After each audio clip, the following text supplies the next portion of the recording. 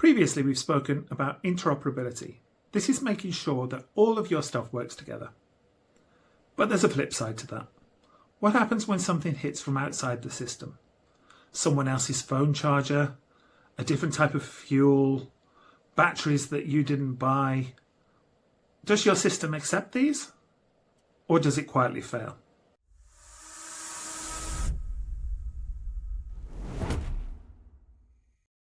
Interoperability is purely internal, but external adaptability is about the boundary layer of your system.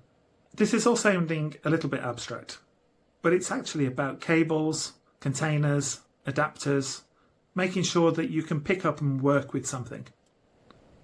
A torch, can it be changed? Can you pick up and use a different stove? Can water from a completely different source be made safe? Disruptions can bring non-standard inputs. You don't know what a refugee coming into your house is going to bring with them. It can lead to non-tidy systems. Power first. Historically, there have been a whole load of different cables and connectors. And now we seem to have moved more and more to USB.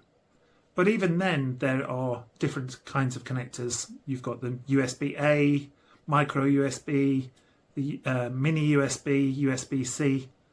This happened to me while I was in hospital. I needed a micro USB and my sister brought me a mini USB.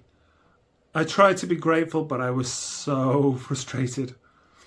So if someone turns up to your house with a device, will you be able to charge it?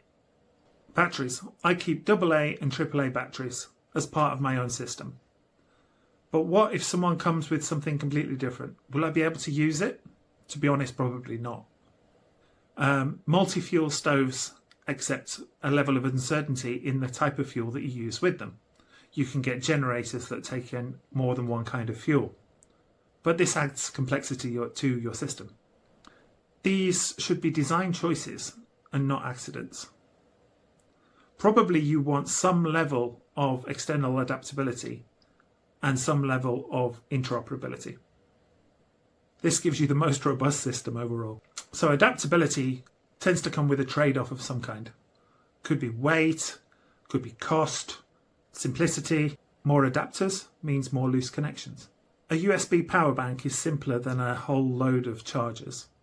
And these aren't theoretical. You'll feel them every time you use your kit. So how do you make this trade-off? Well, think about things. Is this likely to turn up from outside? If so, consider it. Can I convert it to a standard I already use? If so, consider it. Adapters belong at the edge of the system. So you shouldn't be using adapters for your core kit. You should have the right batteries. This keeps the pace high and the thinking low. Interoperability keeps all of your kit working together. And external adaptability allows it to work with the real world. Same system, different problem. What's a boring adapter or compromise that's made sense to you? Tell me in the comments below. Maybe not the clever one, the useful one. Thank you for your time and attention, and I look forward to our next video.